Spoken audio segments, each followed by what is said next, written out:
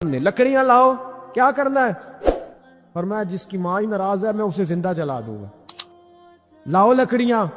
صحابہ اٹھ کے جانے لگے، ابھی دو آدمی دروازے سے بھی نہیں نکلے تو بول پڑی، کہنے لگی نہ حضور اسے جلایا نہ جائے، حضور جلانا نہ۔ فرمایا چل معاف کر دے۔ 3 دفعہ بولی، کہنے لگی میں نے معاف کیا، میں نے معاف کیا، میں نے معاف کیا۔ محبوب فرمانے لگے اب پڑھاؤ کلمہ، پڑھاؤ۔ جب کلمہ پڑھایا تو زبان پہ کلمہ جاری ہو۔ 2 دولتیں، 2 قسم کا مال اگر اللہ کسی کو دے دے، 2 قسم۔ یا رسول اللہ صلی اللہ علیہ وسلم وہ دولت کون سی ہے؟ تو حضور نے یہ نہیں فرمایا کہ اگر اللہ تبارک و تعالیٰ اسے سونا دے دے، چاندی دے دے، پیسے دے دے، جائیداد دے دے، اولاد دے دے، یہ نہیں۔ دیکھیے حضور نے دولت کس کو کہا؟ نبی پاک فرماتے ہیں 2 قسم کا سرمایہ جس کو ملا اسے کائنات کی ہر نعمت مل گئی۔ اور حضور نے فرمایا میں اپنے غلاموں کو نصیحت کرتا ہوں، یہ 2 دولتیں ایسی ہیں جو اللہ سے مانگا کریں، صبح و شام رب کریم سے ان 2 پیسوں کا، سرمایے کا، اس خزانے کا سوال کریں۔ یہ مل گئے تو تمہیں ہر شے مل گئی۔ یا رسول اللہ وہ کون کون سی چیزیں ہیں؟ فرمایا ایک جس شخص کو اللہ نے معاف کرنے کی دولت عطا کر دی، جو معاف کرنے لگ گیا، جس کی طبیعت میں درگزر آ گیا، جو معاف کرنے لگا، غلطیاں معاف کرنے لگا، جس کو ایک دولت یہ مل گئی۔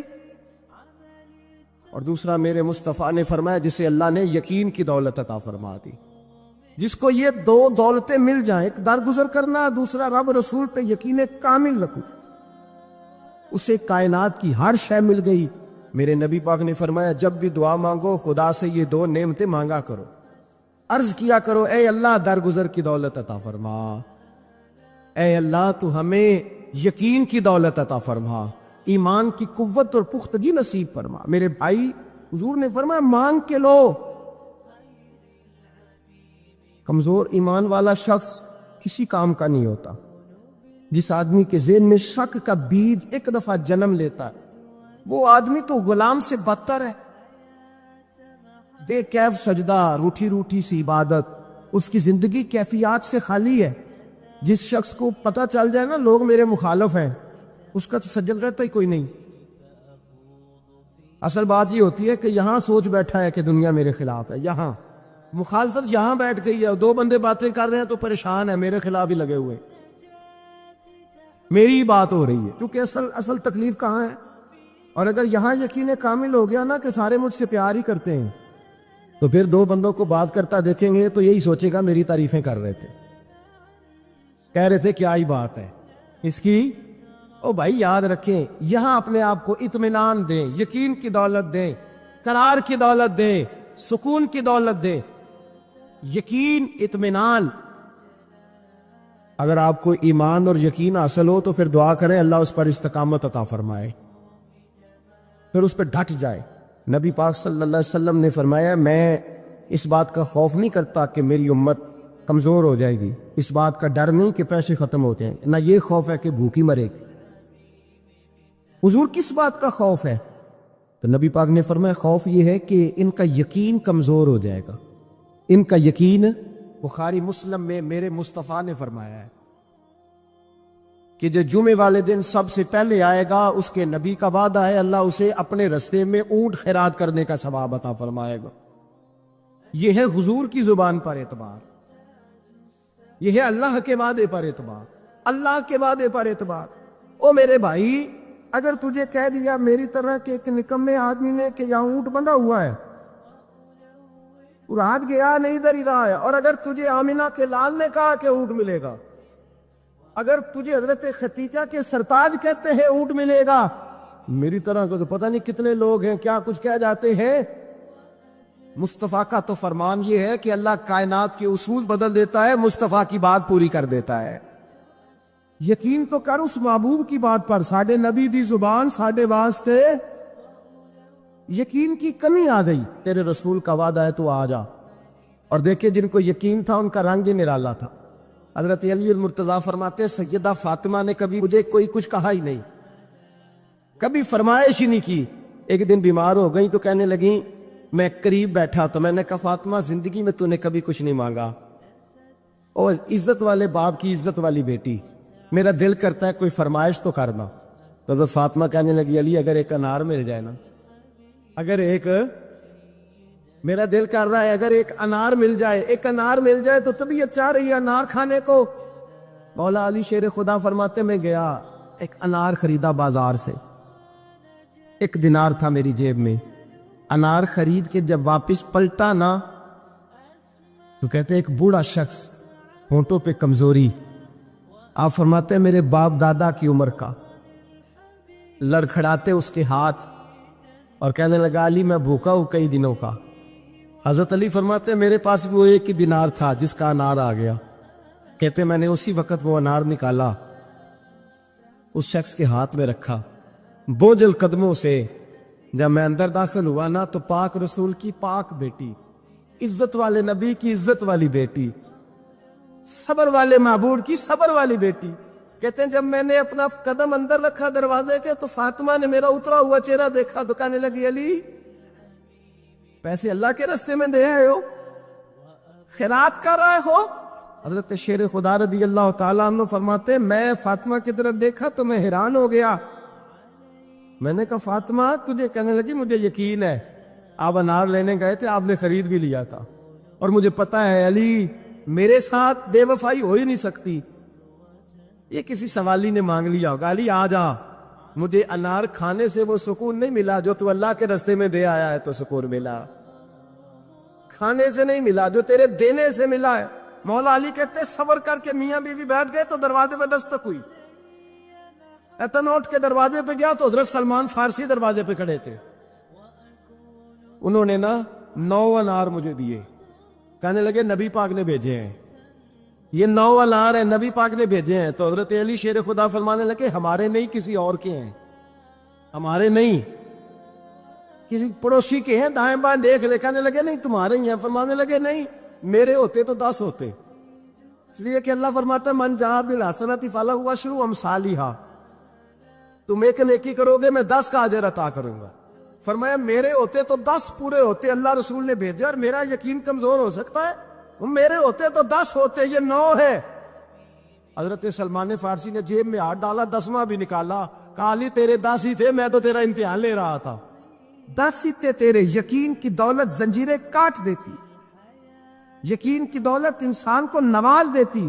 جب تو لڑکھڑاتا ہوا آیا ہے، میرے نبی پاک نے فرمایا یوں نہ کہا کر کے یا اللہ چاہے تو دے چاہے تو نہ دے، جب مالک سے مانگ تو کہا کر یا اللہ تجھی سے مانگنا ہے، میں لے کے اٹھوں گا، تو مجھے دے گا، پر میں جتنا تیرا یقین کامل ہوگا اتنا ہی اللہ تجھے جھولی بھر کے عطا فرمائے گا۔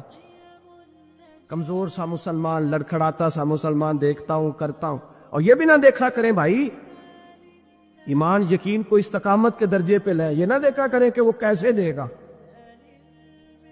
وہ کسی وسیلے کا محتاج نہیں ہے، وسیلے کو پسند کرتا ہے، پر وسیلے کا محتاج وہ بغیر وسیلے کے بھی دے دیتا ہے۔ ہر آدمی ماں باپ کے ذریعے پیدا ہوتا ہے، اگر پیدا کرنا چاہے تو جناب عیسیٰ کو بغیر باپ کے پیدا کر دیتا ہے۔ سوچ کو مسلمان کرو، اپنی زبان کو مسلمان کرو، اپنے کان کو مسلمان کرو، اپنی نظر کو مسلمان کرو، اپنی روح کو مسلمان کرو۔ 24 سال کی بیٹی کا اگر 4 سال کا بیٹا انتقال کر گیا، کسی نے جا کے کہا کہ بڑا ہی افسوس ہوا ہے تیرے بچے کا، تو ایمان نے اسے کتنا مضبوط کر دیا ہے، وہ کہتی ہے نہیں اللہ کی فصل ہے، پکی کاٹ لے تب بھی ٹھیک ہے، کچی کاٹ لے تب بھی ٹھیک ہے۔ اب یہ جو نظریہ ہے اس نے اسے جوان کر دیا ہے، مضبوط کر دیا ہے، توانا کر دیا، اس نے اس کے اندر ایک تبدیلی، اسلام سوچ کی تبدیلی کا نام ہے۔ اگر نظر بھی میلی رہے، زبان بھی گالی سے غیبت سے بھرپور رہے،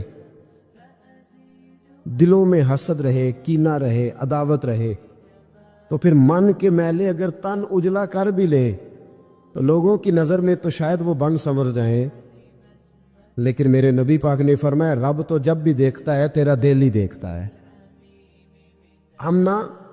ہم اپنے بوسیدہ جسموں پر رنگین کپڑے پہن کے نا مرے ہوئے من کا تن اجالا کر کے لوگوں کے سامنے آتے، دیکھ لو میں کتنا نیک پرہیزگار ہوں۔ او بھائی نیکی اور پرہیزگاری کا تعلق دنیا داروں کے ساتھ نہیں ہے، نیکی اور پرہیزگاری کا تعلق اللہ رسول کے ساتھ۔ تو بتا تیرا رب رسول کے ساتھ وہ رشتہ کتنا مضبوط ہے۔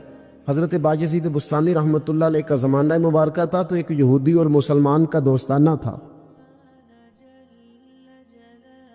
تو وہ یہودی سے وہ مسلمان دوست روز کہتا تو مسلمان ہو جا، وہ ٹال دیتا، کہتا چل یار ٹھیک ہے انشاءاللہ خیر ہو جائے گی، جس طرح انسان ٹال مٹول کرتا ہے نا اپنے جملوں میں وہ ٹالتا۔ وہ کہتا نہیں یار تو مسلمان ہو جا، تو میرے دین میں آ جا، میرا دوستانہ بھی ہے، پیار بھی ہے، تعلق بھی ہے، میں چاہتا ہوں مذہب بھی ایک ہو جائے، عقیدہ اور نظریہ بھی، تو مسلمان ہو جا۔ جب اس نے کئی دنوں اصرار کیا اور بات کو نہ چھوڑا تو یہودی بول پڑا، کہنے لگا یار میں نے 2 اسلام دیکھے ہیں، بتا کون سا اختیار کروں؟ 2 اسلام دیکھے، کہا 2 اسلام کون سے؟ کہنے لگا ایک اسلام وہ ہے جس پہ تو عمل کرتا ہے، اور ایک اسلام وہ ہے جس پہ حضرت بایزید بستامی عمل کرتے ہیں۔ میں نے 2 اسلام دیکھے، ایک میں نے تجھے دیکھا ہے کہ میں شراب پیتا ہوں تو معاذ اللہ تو بھی میرے ساتھ پیتا ہے حالانکہ تو مسلمان ہے، اگر میں جوا کھانے جاتا ہوں تو بھی میرے ساتھ جاتا ہے حالانکہ تو مسلمان ہے، اگر میں جھوٹ بول رہا ہوتا ہوں تو 10 مجھ سے بڑھ کے بولتا ہے حالانکہ تو مسلمان ہے، اگر میں چوک میں کھڑے ہو کر معاذ اللہ بہن بیٹی بہو پہ گندی نظر ڈال رہا ہوتا ہوں تو بھی ڈال رہا ہوتا ہے حالانکہ تیرا دعویٰ ہے کہ تو مسلمان ہے، ہم دونوں پارٹنر ہیں، بزنس کرتے، جہاں سے حرام کمائی میں کھاتا ہوں تو بھی وہیں سے کھاتا ہے حالانکہ تو مسلمان ہے۔ کہنے لگا ایک اسلام تیرا ہے اور ایک اسلام حضرت بایزید بستامی کا ہے، اس کی میں نے نظر کو بھی پاک دیکھا ہے، جسم کو بھی پاک دیکھا ہے، روح کو بھی پاک دیکھا ہے، مسلمان جائیں تو ان کو بھی اس کے پاس سکون ملتا ہے، بے ایمان چلے جائیں تو اللہ دولت ایمان عطا فرما دیتا ہے۔ ایک اسلام تیرا ہے، ایک اسلام حضرت بایزید کا ہے، تو بتا کون سا دین قبول کروں؟ اگر تو تیرے والا اسلام ہے تو پھر تو اس میں کوئی مسئلہ نہیں، کلمہ ہی ایک پڑھنا ہے لا الہ الا اللہ محمد رسول اللہ صلی اللہ علیہ وسلم، باقی تو سارے کام وہی ہیں جو یہودیوں والے، عیسائیوں والے، کافروں والے، تو ٹھیک ہے پڑھا دے، پڑھ لیتا ہوں، ایک کلمے کا فرق ہے۔ اور اگر اسلام وہ ہے جو حضرت بایزید کا ہے تو پھر تو نہ میرے ساتھ گفتگو کر، پر حضرت بایزید کو کہے مجھے آ کے کہے، اس لیے کہ اگر اسلام وہ ہے جس کی حضرت بایزید جس پر عمل کرتے ہیں تو میں کل بھی کلمہ پڑھنے کو تیار ہوں، میں آج بھی کلمہ پڑھنے کو تیار۔ مسئلہ یہ بن گیا ہے کہ ہم بڑے تگڑے مسلمان ہیں، تگڑے، لیکن حال یہ ہے کہ رمضان میں جب سموسے بکتے ہیں نا، جو رمضان میں بھی سموسے بکتے ہیں، جس نے روزے رکھا ہوا ہے دکاندار نے، وہ بھی گندے تیل میں سموسے نکال رہا، گندے تیل۔ رمضان مبارک میں بھی جو پکوڑے بیچ رہا ہے نا تو اس نے وہ والا بیسن خریدا ہے جو سب سے سستا ملتا ہے، اے مسلمان، یہ نہیں سب اس کو کوئی بندہ کہہ دے تو مسلمان نہیں تو گریبان سے پکڑ لے گا، گرا لے گا۔ جو چوک میں کھڑا ہے نا، چوک میں بچیوں کے اسکول سے چھٹی ہوئی ہے، کالج سے چھٹی ہوئی ہے، تو جو چوک میں کھڑا ہے اگر آپ اسے بے ایمان کہیں گے تو وہ آپ کو لٹا کے ڈنڈوں سے مارے گا، حالانکہ کھڑا چوک میں ہے، تار رہا ہے مسلمانوں کی بہو بیٹی کو، پر آپ بات کریں وہ کہتے سب سے بڑا مسلمان میں ہوں، تو کیا ہوتا ہے؟ ہمارے حکمران کہتے مولانا آپ ہم پہ فتویٰ دیتے، ایک بولتا ہے کہتا ہے میرے گھر میں تو خانہ کعبے کا غلاف پڑا ہوا ہے، ایک کہتا ہے میرے پاس تو مسجد نبوی شریف میں جو صفائی ہوئی تو وہاں سے انہوں نے جو ریاض الجنہ کا قلین اٹھایا وہ میرے پاس پڑا ہے۔ ایک پاکستان کا صدر ایسا بھی گزرا ہے، کہتا ہے مجھ سے زیادہ نیک کون ہوگا، میں تو 6 دفعہ کعبے کے اندر گیا ہوں، یہ اعلان کرتے ہیں۔ او خدا کے بندے، کعبے کا غلاف پاس ہونا اگر ایمان کی علامت ہوتی تو کعبہ تو سارے کا سارا ابو جال کے پاس تھا، اگر مسجد نبوی کا قلین پاس ہونا علامت ایمان ہے تو عبداللہ بن نبی سلول جو منافقوں کا سردار تھا وہ تو 5 نمازیں نبی پاک کے پیچھے پڑھتا تھا، تو رہتا ہی ریاض الجنہ میں تھا، اور اگر خانہ کعبہ کے اندر جانا ایمان کی علامت ہے تو 360 بت تو بڑا زمانہ رہے ہی اندر ہیں، باہر آئے ہی نہیں۔ یہ کس قسم کا فلسفہ ہے ہمارا؟ ہم کس قسم کا انداز رکھتے ہیں؟ بھئی اسلام یہ ہے کہ تیرے اندر تبدیلی آئے، اسلام یہ ہے کہ تو کسی کو حقیر نہ جانے، اسلام یہ ہے کہ پھر صہیب اور بلال اور عمر ایک صف میں کھڑے نظر آئیں۔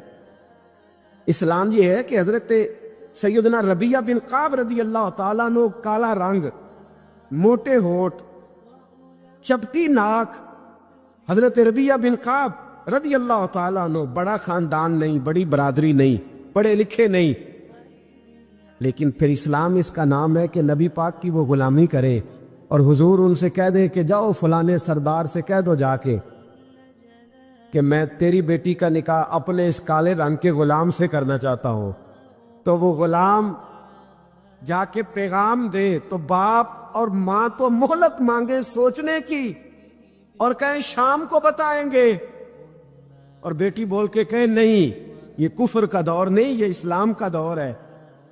سوچیں بدل گئی ہیں، کوئی چھوٹا نہیں، کوئی بڑا نہیں، کوئی چودھری نہیں، کوئی کمی نہیں، سارے ایک ہیں۔ اور بیٹی بول کے کہ ابا جی میری فکر نہ کرو، اگر نبی پاک نے کالے رنگ کے حبشی غلام کا رشتہ بھیجا ہے تو آپ مجھ پر زیادہ مہربان نہیں، میرا رسول مجھ پر زیادہ مہربان ہے، آپ مجھے بھیجیں، میں اسی کے ساتھ نکاح کروں گی، مجھے امید ہے رب رسول مجھے ضائع نہیں کر۔ پھر سوچیں بدل جائیں۔ حضرت ربیعہ کہتے ہیں میں وضو کراتا تھا رات کا، میرے نبی پاک نے فرمایا شادی کیوں نہیں کرتا؟